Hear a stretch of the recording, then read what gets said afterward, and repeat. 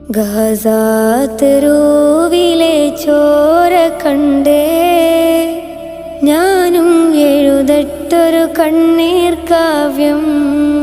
പിഞ്ചോമന മക്കളെ ചോരക്കായി ദാഹിച്ചലയുന്ന ചെന്നായ്ക്കൂട്ടം.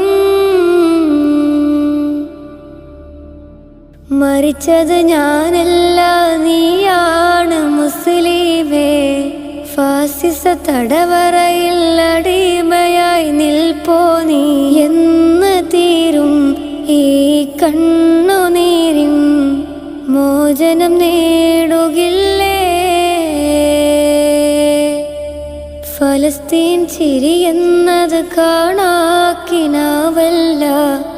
അറബിപ്പൻ വിളയുന്ന കാലം വരുന്നുണ്ട്.